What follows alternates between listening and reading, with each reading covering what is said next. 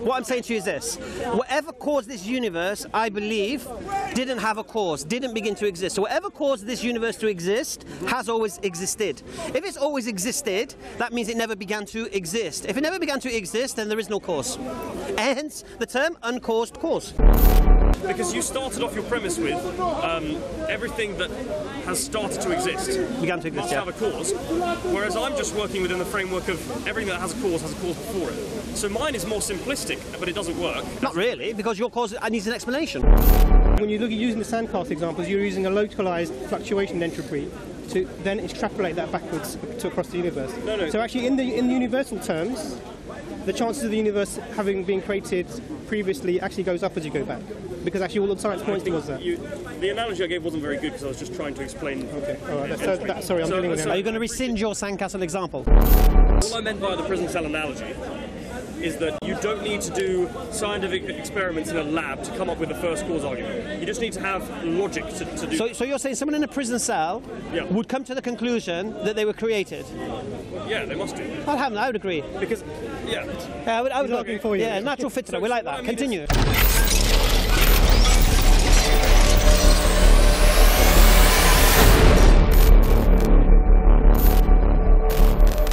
A DNA test. Right. If I did a DNA test, that would be proof. Right. Right now, all I can give you is testimony, all I can give you is my wife's character and all of these things to know that they're my daughters. Right. Do you understand? So a belief isn't necessarily unicorns and spaghetti monsters. Yeah? So belief is a result of reason. So I believe a creator exists. Yeah? And I have reasons to support why I believe that. Yeah? I can't prove to you, and I would never make the claim that a creator exists. Because if I say a creator exists, I'm required to prove it, because I'm making a claim. Now, would you say do you believe a creator exists? I'm sure. Right. So you don't know if a creator exists, or you don't believe a creator exists. What would you say? I don't know. You don't know. Now, the reason why you don't know is because I'm assuming you're using the scientific method to understand things.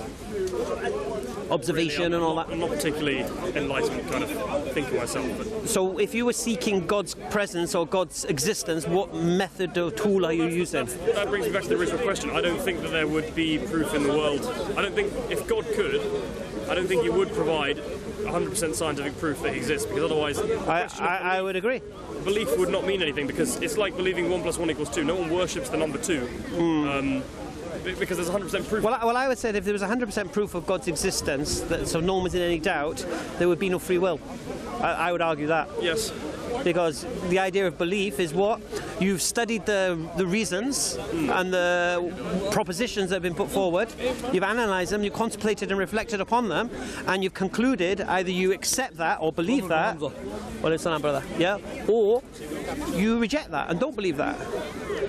So I'm with you, so we kind of agree with each other. Yeah. I want to pick up on... I'm trying to understand the point of the question. Yeah, it's a bit unusual. I don't mind. You mentioned earlier that... A little bit of Tom Jones, we don't mind. Go on. I like Tom Jones. So you mentioned that... I'll take the example of your daughters. Yeah, go on, use that. You said you don't have... You said that belief is having 0% proof. No, let me reiterate. To believe in something is to accept that something to be true with or without evidence. Okay. So you can believe something with evidence, you can believe something without evidence. I think that I believe this drawing in the middle, you're saying there's a difference. You either got no evidence or you got all the evidence. No. But for example, your wife's character, for example, that's somewhat evidence, but it's not conclusive. It's just I didn't. What did I say? I didn't say proof, did I? Or evidence? I said reason. Oh yeah, but proof. I'm not giving you proof. To work with the example, so I think the example you gave is very useful. A DNA test is not 100% complete. I would agree. But it's 99.9. I would say that. Very good reason. But I would say this: if, for example, right now I've not had a DNA test yet with my daughters, so right now I can't prove to you that they're my daughters because I need to produce the DNA test. Would you agree? Okay, yeah, go on. How else could I prove those daughters are my daughters without a DNA test? It would only need a DNA test. But this is the thing. So no. How else could I prove to you my daughters are my daughters? I don't think you can prove it, but I want to argue with the word proof. No, but other than DNA test, I agree with the proof. There's other reasons. So you can. No. Reasons is not proof. But a DNA test is just another reason, is it not? No, no. Okay, if I was to prove my daughters are my daughters, what if I did a DNA test? Would you say that's proof that my daughters are my daughters or not? It's 99.9%. I would agree with you. I would agree with you. And I'll be honest with you. The reasons why I believe my daughters are my daughter, I would weigh them stronger than a DNA test. Yeah, so your wife's character might be stronger, 99.99%. but still not proof. Yeah.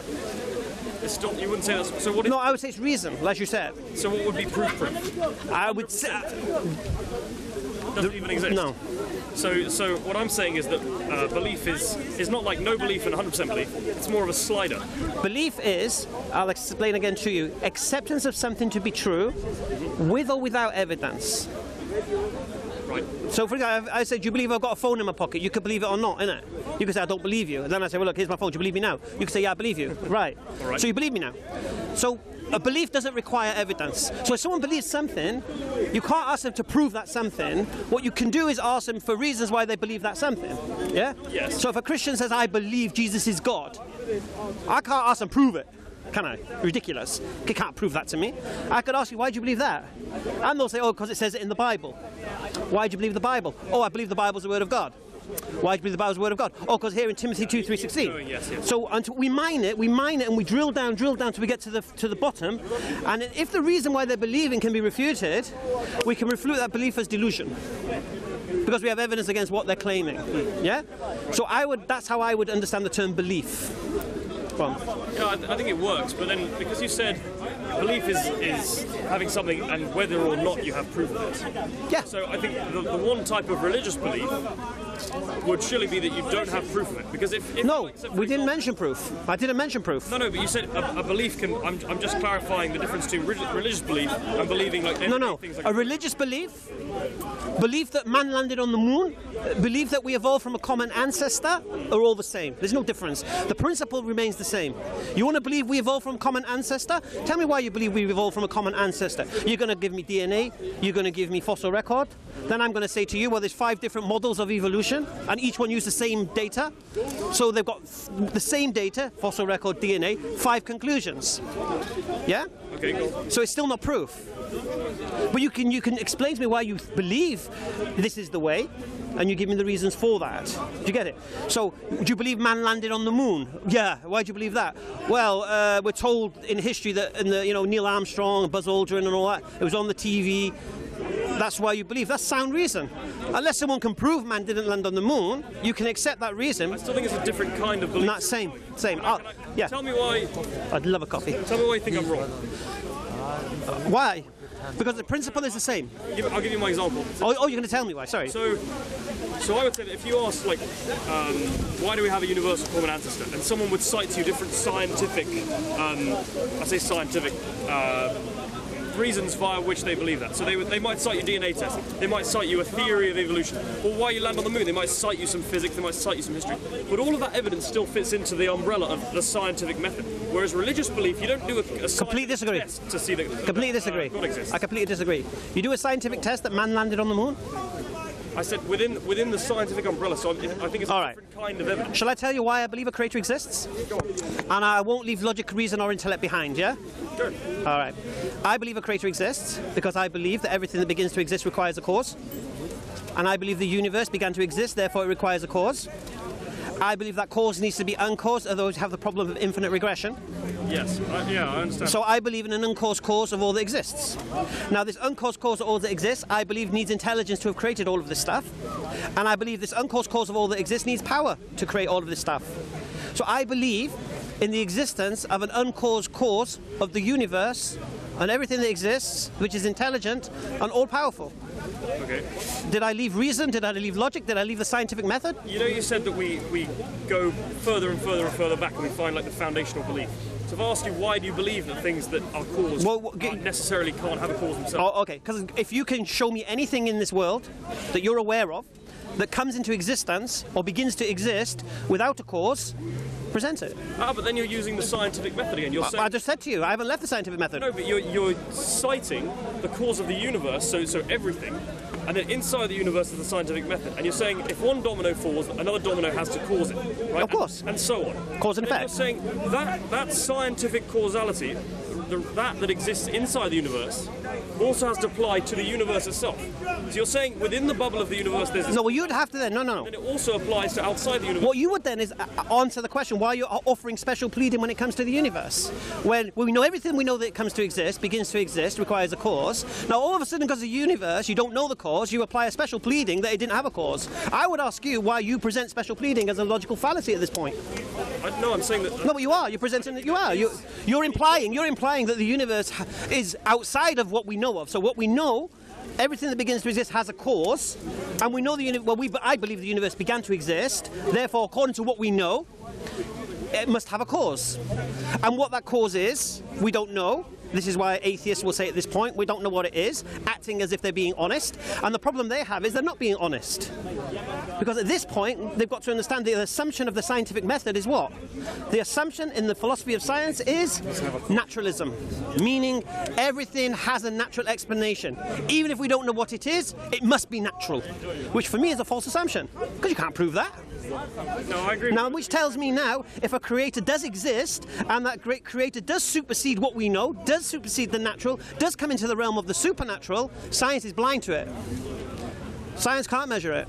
Science can't recognize it. So if you're someone relying on observation and testing and empirical methods, you cannot use science to prove God or disprove God, because science doesn't recognize the existence of the metaphysical, the supernatural. That is where we agree. Yeah. So once you have that, once you get to that point, then you cannot use science to prove God or disprove God, and I would never do that. What did I say? I said I believe in the existence of a creator for this reason, for this reason, for this reason, for this reason. Okay. For you to challenge my belief, you need to now refute my reasons. Yeah? Okay. So, for example, if you produce something that does begin to exist without a cause, you could then challenge my original premise, isn't it? But I know you can't produce anything. You might go to the quantum level, you might talk about these quarks appearing and this, that, the other, but even that, we don't know whether that's just, we're just seeing them at that point. I'd say that there is a cause, but we just don't understand it. Exactly, right. So that's my saying. Now, a belief, that's my belief, yeah? So what I've come to the belief in an all-powerful, all-intelligent creator of all that exists, without ever leaving the realm of logic, reason, or intellect. Not once. I didn't mention Quran, I didn't mention miracles, I didn't mention faith, did I? Okay. So we'll take the cause argument, because it's the one that we're all familiar with, right? So the problem that I would have with the cause argument is you start off, your first premise is everything that is caused must have a cause itself. Everything that begins to exist has a cause. Okay, so that's the slightly different version that comes after Augustine. Well, that's what I said. Okay, so, well then you'd say God exists, right? Would I say God begins to exist? Well, at some point you would have to say that. Why? Why would you? Because then you'd have the problem of infinite regression. Because if God began to exist, then we'd have to find its cause, and then we'd have to find its cause, and we'd have to find its cause. Until we have an original cause that's uncaused, we'll never start the process. You say God has not just has always existed, because that implies time. You're saying God exists full stop. Yes. There's never been a point in. See, I can't use time to describe it. No, I understand. What I'm saying to you is this. Whatever caused this universe, I believe, didn't have a cause, didn't begin to exist. So whatever caused this universe to exist has always existed. If it's always existed, that means it never began to exist. If it never began to exist, then there is no cause. Hence, the term uncaused cause. Yes. So another question I have is, why do you think infinite regression is actually a problem? Why do I believe infinite regression is an actual problem? Why would infinite regression not be a suitable explanation? Do you understand the problem of infinite regression? I do, but I don't think. Explain to me infinite regression, just so we're on the same wavelength. Everything that has a cause has to have a cause. Has to have a cause. And if you don't admit that at some point the chain starts and has an uncaused cause, then the chain goes on forever. No, how do we get to where we are? What do you mean by that? Oh, you mean why are we here now? Because we'd still be in the process of getting here. We wouldn't be able to. If we couldn't exist until that thing that caused us to exist existed, and that thing couldn't exist until that thing that caused it existed, and that couldn't exist until that thing caused it.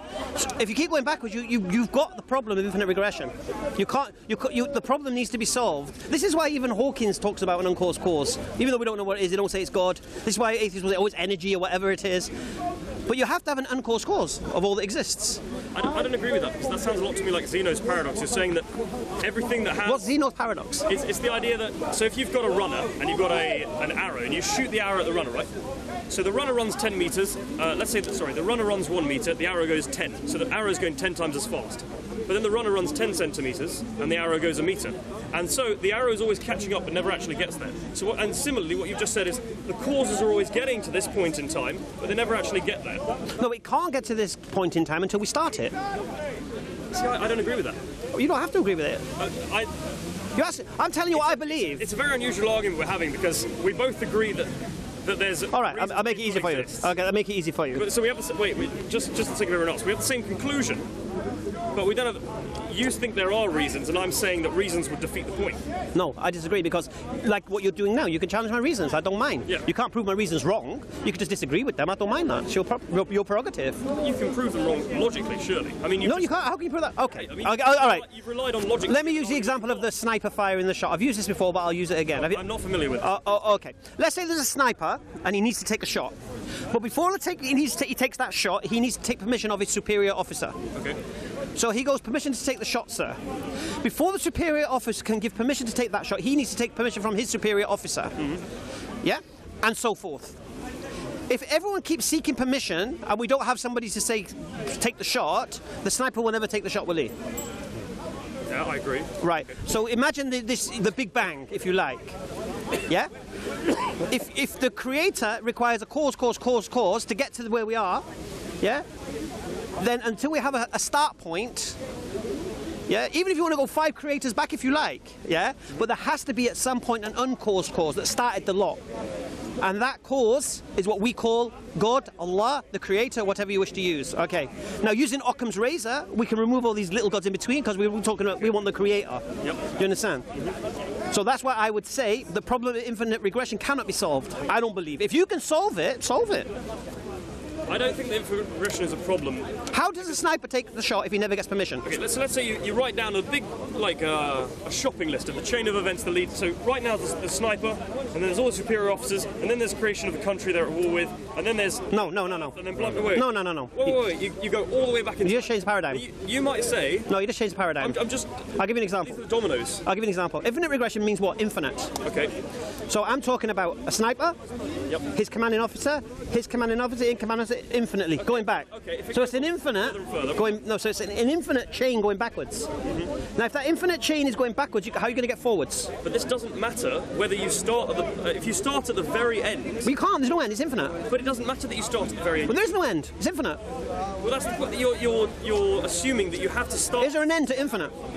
No, you can't do that. You can't say that. If it's an infinite chain of events, you've just made a circular argument. You said it's an infinite chain of events. Therefore, you can't start at the end, and you can't. What did I say? What did I say? This is the whole point of what I'm saying is this: the problem of infinite regression is you cannot regress infinitely. Because if you regress infinitely, that means you're always going to keep going backwards, seeking permission. Where's the shot? The shot's not going to get fired until someone says, "Take the shot," and then it'll come back at the chain. I don't think that's the way that events in time would happen, because yes, really? You're completely correct that if you look at it as in where is the first cause, you will have a problem. Do you accept one thing? Let's accept one principle. Let's forget creator and stuff right now. Let's keep to the sniper. Do you accept if you have a sniper asking for permission to take the shot and the chain of command is infinite going backwards seeking permission? Yes. Will he ever get permission? No. But right. No. Wait. Can I give my? No. Okay. No. Is that your answer to that particular point? I'm saying no in the way you've conceived it. If I give the way I conceived it, you're absolutely right. If you look for permission, you try and explain an event like that, then I agree with you. You get the problem of infinite regression, and you do have to have a first cause. But if you just take one point, if you just say, right, here's where we're going to start looking at it. How can you? And go, well, that's how the way that every single science... With infinite, you can't do that. If you were to say, why is this tree growing? It came from an acorn. You wouldn't go back in time and say, well, why does the carbon exist in the first place? Was it made in stars? You wouldn't go that far back to try and explain something. You always start at a certain point and then build upwards. If you're claiming that oak tree is infinite, of course you would. No. What I mean is that when you're looking for a chain of events and looking for a cause, you don't go far back to the first cause, because the first cause would always be the Big Bang and then God and then... No, because look, whatever cause you go back to, whatever that first cause is for you, has to be uncaused, hence the term first cause. I don't agree. How do you define first cause? The thing that causes the chain of events you're looking at. Right, and what caused that? Well, then you're looking at a different chain of events. Why? Okay, again with the tree example, an acorn falls on the ground, right, and then it grows into an oak tree. So you would say, if you're trying to explain why this tree exists, you would go all the way back to that acorn. To the acorn. And there is a different chain of events that says, well, the acorn came from another tree. And I agree with you, so on and so forth, when you compare all the different events together, you get that first cause problem. But when you're looking at a chain of events and you just start time from now, and the clock starts running, there's no reason why you have to have the problem of regression like that. Sorry? You know, I know. The problem that you're having is that you're trying to deal with the problem of regression by making an arbitrary starting point. Yes. And you're just making it up. You're saying, let's just start from somewhere, because actually you know that you can't go back to the beginning. Because in the model where there's infinite regression, there is no beginning. And the question being put to you is, can you cross an infinite series of past events? And the answer to that is you can't. I'm saying that there's no reason why you couldn't just add one more cause on. There is. And the reason is because there's an infinite series of past events. History, if you want to put it that way, goes on infinitely into the past.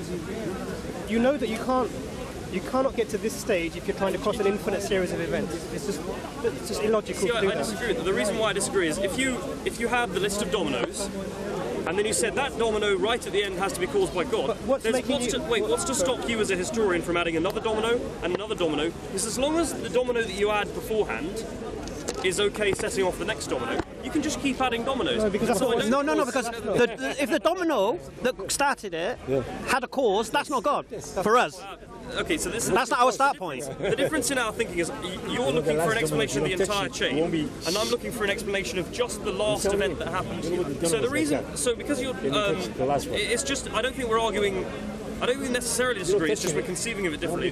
So I'll try and explain like this. You're saying there's the entire chain and it must have a start, and that's God, right? Whereas I'm saying, if I'm trying to explain the chain from this point, there's nothing wrong logically with me saying, well, there's another one, and there's another one, and I keep going back. And then how far back do you go until God exists? Well, I don't think you would have to admit it. No, but then Occam's razor would kick in here then and say, well, why are you making things so complicated? Just get to the first cause. Why are you going? Forget the whatever's in between. Regardless of whether you think Occam's razor is a good method to use in an argument, I don't think Occam's razor. You don't think so? I don't think your argument is the one that would be supported by Occam's razor. Why not? Because you started off your premise with everything that has started to exist began to exist, must have a cause, whereas I'm just working within the framework of everything that has a cause before it. So mine is more simplistic, but it doesn't work. Not really, because your cause needs an explanation. No, what I mean is that all the events that happen in my idea of history work with the exact same physics. It's just there's something that happened, and there's okay. I'll make it easy for you. Whereas yours has got a slightly different. I'll make it easy for you. Creation exists, we believe. Creation couldn't exist without a creator. Yeah. If that creator wasn't created, say that creator was created, yeah? Whilst it wasn't created, this creation couldn't exist, yeah? It would need to be created. But that creator needs that creator for it to exist, yeah? So if that creator didn't exist, that creator wouldn't exist and we wouldn't exist, yeah? Yes. So then that creator needs a creator as well. So when we go back again, now if that creator exists, then them three creators can exist and the creation can exist. If that creator doesn't exist, yeah? But we're going backwards here, so we're going backwards all the way, infinitely. You can keep going backwards. No, but you can't, because you're never going to get you've got to get the original creator. But this is the problem. So you're assuming that you need to the chain has to stop at some point. Where are you getting this idea that the chain? Infinite regression. The thing is, you're answering two different questions. I agree with you. Go on. What the point of the discussion here is the ultimate cause of here. You're not asking that question. You're asking, let's find a cause and be satisfied with whatever answer we come up with. And that's not the discussion being had here. We're talking about the ultimate cause of everything that exists. You want to arbitrarily stop the cause somewhere because you know the inevitable conclusion is that you cannot traverse an infinite series of past events. That's inevitable. Infinite regression. So, in a way to make yourself, I'm not belittling you, to make yourself feel better. I know, You're starting it from somewhere because you want to explain things as we know them. But what you're not dealing with the ultimate question, and this is the ultimate question, the existence of something that's uncaused that started everything, the chain. So you can stop where you like, you can stop there and say I'm satisfied with that for myself and live your life that way, but that's never going to get you to the ultimate reason of why are we here and answer the big questions that are important, because the existential questions are the really important questions. Your response, let's start somewhere arbitrarily, is just a way of explaining in a system bound by the universe how the universe comes into existence. And I think you need to think deeper into this. And that's why you've got to deal with the question of infinite regression and not just sort of arbitrarily start it from somewhere. I get. Do you understand what I'm saying to you? Yeah, I'm going to is it all right if I go back to the start and explain why we had this discussion in the first place? You can go back to the first course, no problem. The ultimate. He's done me there. So we started off with, do we think there's proof of God? And I said that if God would create the world, the nature of belief would be such that if you created absolute 100% proof, there'd be no belief involved in it. There'd be no question of faith. There'd be no question of devotion, because, you know, it's like believing whether the sky is blue or not. Something that has 100% proof doesn't inspire any belief, any faith, any morality. So I said that if God creates the world, then it'll be in his interest and in humanity's interest not to put proof there. And so when I look at these problems... I agreed with you. Yeah, so we agreed on that. But then one of the argument that we've had is the first cause argument, and you've given the... No, what I said to you, all I've said to you is my belief, isn't it? Yeah. Why I believe it. So I believe if you're going to say what caused God, then you would have to ask what caused that cause, and I believe you have you now encounter the problem of infinite regression. Now you're saying you don't. I'm saying that infinite regression is not a problem. Well, you haven't established that. Yeah, exactly. You had a start point. What you deal with it. See, if you have an infinite regression, you have no start point. You mentioned Occam's razor earlier. I'll give you an argument by the earlier 20th century philosopher called Bertrand Russell. He said, does everyone understand the concept of entropy? Go on. The idea that, you know, if you build a big sandcastle on the beach, it's eventually going to wear down and go back to the level of the rest of the beach, because that's the way that time works. It wears things down and everything reaches the same energy state, and it's nothing special. So he said that if you look at the universe now, today, it's got slightly less entropy. Sorry, the status has got slightly more entropy than yesterday. Because yesterday that sandcastle was standing really tall, and today it's got blown a bit down by the wind. And eventually in the far future we'll get to a point where the sandcastle's gone completely, and right at the start of the universe that sandcastle's entirely built up. So if you were to compare the 2 days, today and yesterday, today has more entropy, it's closer to the final end of the universe, and yesterday has less entropy, it's further away. Well, that's a false argument. Then the chances... Wait, the doctor spoke 1 second. The chances of the universe starting to exist yesterday are lower than if they start to exist today. So there is more probability that the universe has started to exist today, when we all woke up and we all have these memories, because that's how the universe was created. There is more chance of that than there is of the universe starting off at the lowest state of entropy and reaching how it is now. So the reason it's not a good argument is because actually you're using a sandcastle example, which seems to make sense, because the sandcastle is going from an organised to a disorganised state. If you took at the universe, because we're talking about the universe, if you go backwards in time with the universe, and when the other universe is expanding, the particles, if you want to call galaxies, the particles in the argument are getting further and further away, so the entropy is... If you go back, as time goes on, everything comes closer together, becomes more organised, and when you get to the singularity, everything else actually is together with minimal ability to move. So less options for movement within that entity. So actually the argument is the opposite way around. As you go back in time in the universe, there are greater chances, because everything's breaking down actually since that time. What you're seeing here is a fluctuation in the entropy in a certain area, and you're thinking that this is a sign that previously... I disagree with that, because the second law of thermodynamics is such that entropy always increases in a closed system. And if the universe is a closed system, then it must be the case that entropy is increasing over time.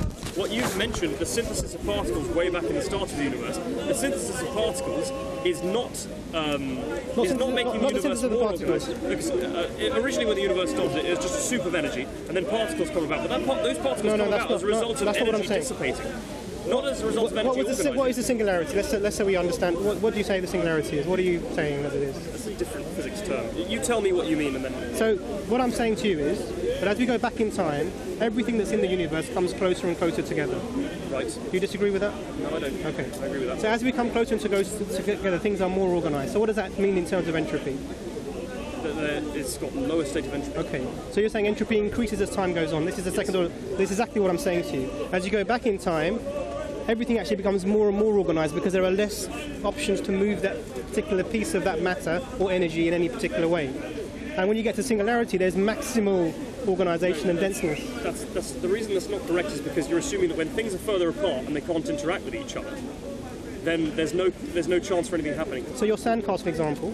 Yep. The sand is compacted together in the shape of a castle. Yeah.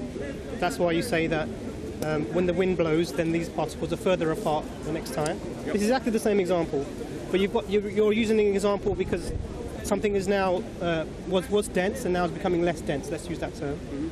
And you're saying that's scattered, and that means that actually the entropy is increasing. Now I'm saying that's how the universe was. So initially it was all singularity, dense, energy, matter, whatever you want to call it, infinite mass, infinite density, essentially nothingness, so however you want to call that. Right. And then there was an explosion, and then all these particles or matter or energy, whatever you want to call it, started to spread out. Okay. So entropy is going up from that point. Yeah, I agree. And in the universe, the entropy has gone up from the beginning. Right. What you're doing here is when you look at using the sandcastle examples, you're using a localized fluctuation in entropy to then extrapolate that backwards to across the universe. No. So actually, in universal terms, the chances of the universe having been created previously actually goes up as you go back, because actually all the science points towards that. The analogy I gave wasn't very good because I was just trying to explain. Okay, all right. Sorry, I'm dealing with it. Are you going to rescind your sandcastle example? Yeah, I'll rescind my sandcastle. Good man. That's what I was doing. We like that. The sandcastle. Can you bring an example that actually works? If I give it, okay, I'm going to use the sandcastle again. If you put the sandcastle in a box, a glass box, and you just shake the box slightly. So the reason why it's important to have a closed system is because it doesn't have any outside influences on it.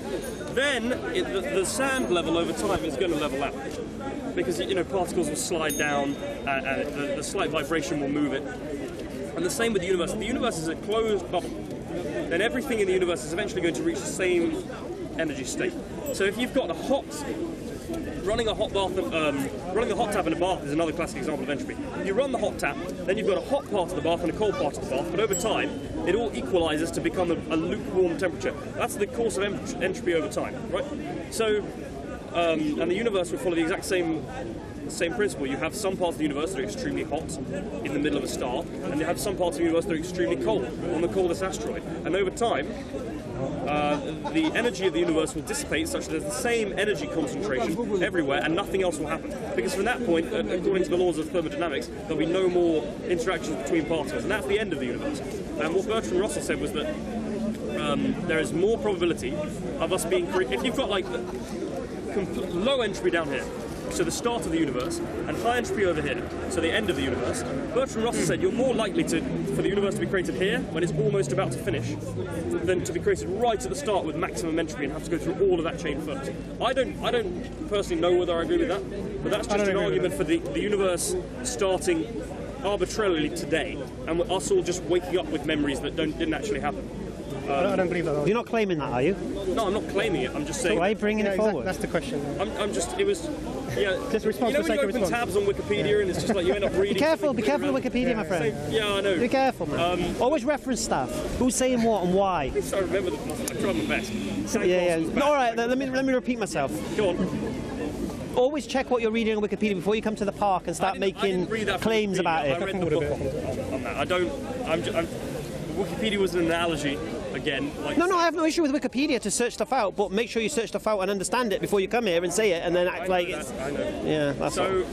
Again, it's a way of just dealing with the infinite regression by making an arbitrary starting point. Yeah. It doesn't actually deal with the problem. Well, yes, but it does require more logic to go into why infinite regression doesn't work. So to move the argument on. No, but let's go back to what the whole principle of the argument was. You claimed that a belief in religious understanding or religious teachings, as I have, is somehow different to believing that man evolved from a common ancestor or man landed on the moon and all of this stuff. Okay. What was the reason for that? He said there's a difference in the belief, and I said the principle remains the same. Whatever your belief is, the principle remains the same, but you said no, it's different. So I'm interested to understand what's the difference between the belief man landed on the moon and me believing that Muhammad is a messenger of God. What's the process? What do you think the process is different? How do you think the process is different? See, I believe the principle of what I said to you with regards to belief, accepting something to be true with or without evidence. Yeah, so I can't prove Muhammad was a messenger of God, but I can give you reasons why I believe it.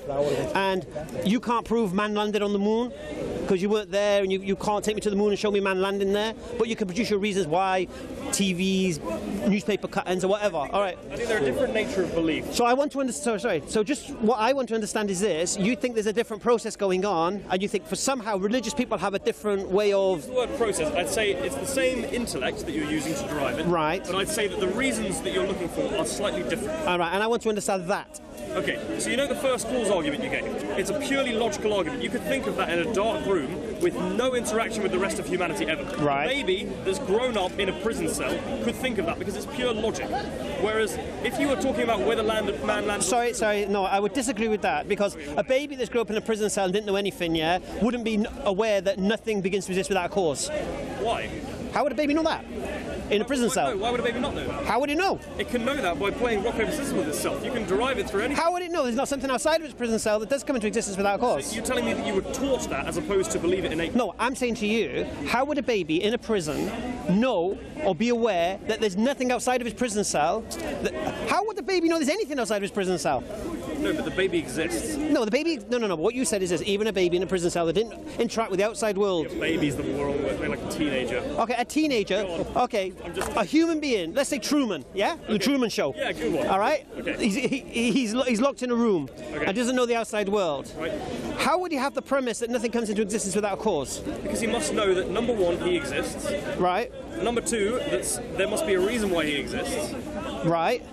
And then therefore... How would he have to get the premise, though, that he doesn't know of anything that begins to exist without a cause, apart from what's around him? Because if something could begin to exist without a cause, there'd be other things popping into that prison cell. Yeah. You can tell by your environment. No, to be honest, you are correct, because he wouldn't be aware of the world outside of the prison cell. Go on. But I don't think the analogy applies, because we're in this world. And listen, my premise was based on what? I don't know of anything that begins to exist without a cause. All I meant by the prison cell analogy is that you don't need to do scientific experiments in a lab to come up with a first cause argument. You just need to have logic to do. So you're saying someone in a prison cell would come to the conclusion that they were created? Yeah, they must do. I would agree. Because, I would looking for you. Yeah, natural fitna. We like that. Continue. So that is just pure logic. It doesn't matter how intelligent you are or unintelligent you are. It doesn't matter how much experience you've had. Provided you've got a rational mind, you can logically derive that. Whereas, for example, man landing on the moon, it doesn't matter how intelligent you are. If you've been locked in a cave since 1968, you will have no idea, because regardless of how smart you are, you can't logically derive whether man has landed on the moon or not. You need to read a history textbook, or you need to go to a science museum and see the rocks, or yada yada yada. You're looking at empirical evidence. And so the difference in belief in God that you've mentioned with the first cause argument and belief in man landing on the moon is one is empirical and one is purely logical. No. Both exactly the same. Both are based on reasons. Yes, but one reason is empirical and one is logical. My reasons were empirical. What did I say was empirical? You're not saying that there has to be evidence. You're saying that logic. No. You gave the, what did I say? I said belief is a result of reason. That's what I said. So I just want to ask, so is logic not evidence? No, logic is evidence, but it's a different kind of evidence, and logic is 100% evidence. That's what I'm saying. So logic, if I say I am either or let's use sky. The sky is either red or blue. It's not red, therefore it's blue. That's a logical argument. It's 100% correct. No one in history can ever argue about that. No, don't go there. He will argue. Okay, we'll run with that argument more. So no, let's not. Let's not. But it's a good one, because empirically, I would have to then measure the wavelength of light coming. I have to measure the energy level of the photons rebounding off the atoms in the sky. So there's a different kind of evidence that's empirical and logical. Yes. Logical doesn't require scientific experimentation. Empirical. I would use the word looks. The sky looks blue. The sky looks red. Okay. Then that kills that argument. But anyway. But what I'm saying is the sky doesn't necessarily have to be blue in order for the argument that I gave you. It's either red or blue. It's not red, therefore it's blue. That's the terminology. It's valid. It doesn't have to be sound. It doesn't have to be actually true. Yeah. But it's a logically valid argument. Right. So I would say. So you're saying your argument is valid. So my argument is this: this universe was either created or caused itself. It's one or the other. Yeah. Yes. Okay. And I would lean towards it was created because I don't know anything that can cause itself. But you've shown logically that it can't cause itself. You've shown logically that it can't cause itself. We already said that you can't have... I'm just working with your argument. So you said that it can't start at a random point. Yes. It has to start at the very first cause. Yes. So you've said logically... Yes. ...that there must be the first cause. Whereas the empirical side will go, well, let's measure anything and go out and try. They try and find for 1,000 years something that can't be caused. No, but do experiments. But no one's claiming empiricalism. That's my point. So your argument's logical, not empiricist. I never claimed it was empiricist. You're trying to say, but you're trying to say the way I reason my belief when it comes to Creator, or Muhammad, peace be upon him, being a messenger of God, or the Quran being the word of God, is somehow different to believing man landed on the moon. I think I'm not saying it's any more or less valid. I'm not saying it's any more or less reason. I'm saying it's a different kind of belief. What's the difference? The difference is that one is 100% sure, without a doubt. But that's not belief then. So what is 100%? What's 100% sure? What's 100% sure? 100% sure is there's no possibility of the opposite being true. All right, so you're saying to me man landed on the moon is 100% sure? No, I'm saying it's 99% sure. Why is it 99% sure? For example, if I look up the moon every day, I might be having a hallucination every day of my life, and everyone might be telling me a lie. Now, it's a ridiculous example, which is why I'm saying 99%. But you can never be fully sure. What did you think I just said? You've lost me, man. I think we're... What are we talking about? I said to you, can you prove man landed on the moon? Moon landed. Neil Armstrong. Yes. Can you prove that happened? I would say no. Right. But you believe it happened? Yes. And you have reasons to believe it happened? The difference, yeah, I know where you're going, but the difference is, my reason is... I'm not going there, I'm there. I've been there from the beginning. My reason is purely that it just goes over 50% sureness. No. The reason is it's 100%. Do you know the difference is that I am saying that there is a slight possibility that everyone's playing a big joke, there are people... including the moon, and you're saying that there's not even a possibility. Wait, why do you keep saying about the moon playing a joke? The only people who will play a joke on you is NASA, yeah, and the TV companies. Yep. They're the only playing the joke. The moon's not going to play a joke. The moon doesn't have flipping reason and logic and free will. What I'm talking about is the fallibility of the senses. And what I'm saying, but you're not believing man landed on the moon because of your senses. Okay. You believe man landed on the moon because someone told you man landed on the moon, and they showed you a picture of man landed on the moon, and they showed you pictures of the Earth from the moon, saying this is the Earth from the moon. So I can say I believe it. But I'm saying is that there is a difference, and ideally, if our language was perfect, we would have two different. But I'm trying to understand this difference, you see, because the process you've gone through to believe man landed on the moon is no difference to the process I've gone through to believe Muhammad, peace be upon him, is a messenger of God. I think there's no difference. Now you keep saying there is a difference. So please, tell me the difference. The reason why I think there's a difference is because you've both given me a logical argument for the first cause, right? No, forget that now. No, it's not. No, I'm going to use no. Key. Why? Because that argument. No, I believe Muhammad is the messenger of God. Let's go with that. Yes, but you would derive that from, if you know for 100% sure, no doubt whatsoever, unlike the moon, no doubt that there must be a first cause. I believe there must be a first cause. Yes. Yeah, but you've given me the logic. So if someone said they don't believe there's a first cause, you'd say you are illogical. You wouldn't even consider their opinion, right? No, that's not true. So your problem seems to be with the certainty. You don't believe in a first cause. So how's it 100%? I'm working with your argument. Well, no. If it's 100%, you should believe it. Do you believe it? I don't believe it's 100%. But you don't believe it's 100%? But wait, we're talking about the nature of belief, not whether the first cause is true. No, but my belief, you said it's 100% true, so it's not belief. I'm saying that in order to... you said my logic's 100%, yes? Wait, your worldview is that the first cause argument is not about measuring things and conducting experiments. Logically, it is just valid. You don't need any proof because the proof is just in the words. So do you accept that? I don't accept it. But right. So it's not proof then, is it? Because it's not 100% then, is it? No. I don't have to accept it because I would only argue with the logic. There's no way that... You just said it's 100% logical. There is no way that I could do an experiment to prove that statement wrong. There is no experiment that any scientist can conduct because it's not in the realm of empirical evidence. It's in the realm of logic. Okay. Do you agree that a belief can be true without this evidence? Only by coincidence. Only by coincidence? Unless it's illogical, in which case the logic is the evidence. So, there's a lot of problems with the English language. We have different words. No, I understand. For the same thing. I'm trying to understand that. What are you on about? So a belief can be true without the proof, yeah? Yes, but only by... For example, if I were to believe that the sky is blue, but the only reason I believe that is because I've been locked in an art gallery my whole life and I've seen blue paintings, that is an actually true belief, but without the justification. No, you've got justification. No, that's not a justification. Of course it is. No, it's not. All the pictures of the sky I've seen is blue. Okay, of course it is justification. So similarly, by a ridiculous example. The scientific method. Exactly. If I've been locked in an art gallery my whole life, never seen the sky. My God, you've been locked up in all these different places. I've been locked up too much. Flipping, you ain't got no little cellar under your house, have you, or something? I've been in an art gallery my whole life, and all the paintings had red skies. You'd believe the sky was red. Yeah, but that's a justification, but it doesn't mean the conclusion is true. No one said it is. What are we arguing about? The argument is this: can a belief be true without proof? but there's different kinds of proof. There's empirical and... No, forget the proof. There is no proof. Can it still be true? Do you believe there's proof of God? No. So why are you arguing that... Wait. Why am I? I'm arguing because you said, I don't believe there's proof of God. I believe in the existence of God through my reasoning. Okay. You're saying the reasoning I've employed to come to the conclusion that God exists is different to coming to the conclusion that man landed on the moon. Yeah. And I'm asking you again, what's the difference? One is a logical argument that doesn't require any testing. Isn't man landing on the moon a logical argument? No. Really? No. Why? Because of the fallibility of the senses. Every book I read, have you ever read a book when you're really tired and you remember it the next day, the text, but then you realise you're remembering the wrong thing? The book maybe said the exact opposite. Have you ever watched a film and you've thought about it 10 years later and you can't remember one of the chapters in the film? I don't understand. I don't know. Have you ever had a hallucination or a dream? There's no way you can be 100% sure. Okay. You see. I'll make it easy for you. Is this logical? I believe man landed on the moon. Really? Did you? Were you there? No, I wasn't there. Oh, why do you believe man landed on the moon? Well, according to NASA, yeah, they landed on the moon. According to the TV companies of the time, they landed on the moon. According to history, they landed on the moon. According to the testimony of Buzz Aldrin and Neil Armstrong, they landed on the moon. Are you saying it's illogical for me to believe man landed on the moon? I'm saying it's not. Or is it logical? It's not logic.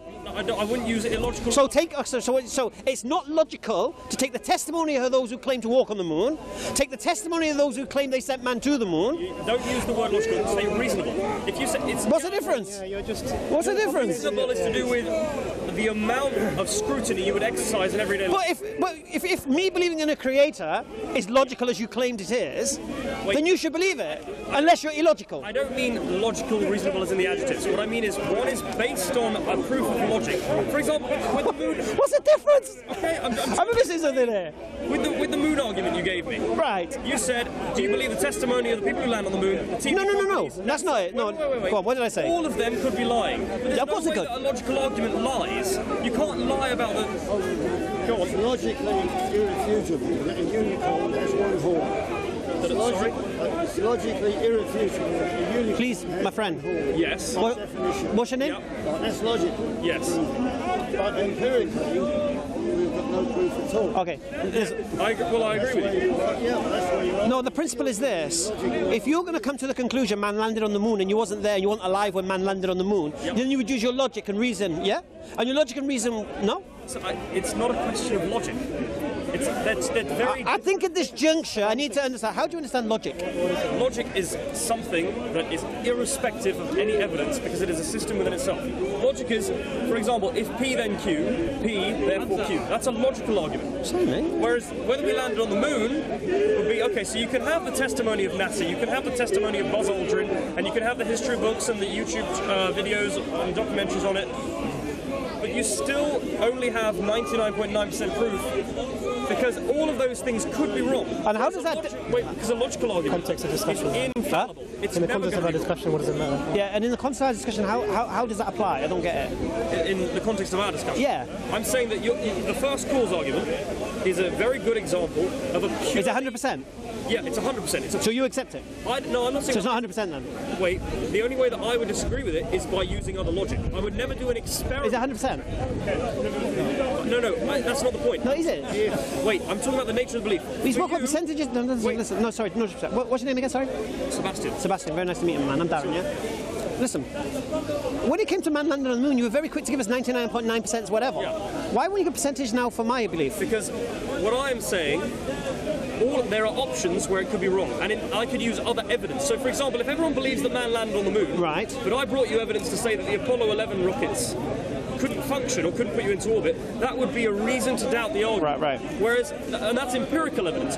Whereas, the only way I'd be able to refute the first cause argument is by using formal logic. Agreed? Yeah, so I would be... Do you see the difference perhaps? If I understood the first cause argument right now, I can go and sit in my room for a year, never go outside, never read a book, and I could just think and write down the logical reasons for disagreeing or agreeing with it. Whereas if I wanted to find out whether man landed on the moon, I would have to go to the science museum, I have to go and talk to people, and so the nature of proof in the two different cases is different. One is empirical evidence, and one is pure logic. Logic doesn't require anyone else to believe in it. Logic doesn't require evidence from scientists or from science itself. Whereas landing on the moon requires you to believe in other people. So, just to take this to its seems natural conclusion, me believing in an uncaused cause of everything that exists is logical. That's fine. Okay, I'll take that. But you're saying that. That's what you're saying. I'm saying if you believe in the first cause argument, Then it's logical. the nature of your belief is purely logical. Alhamdulillah.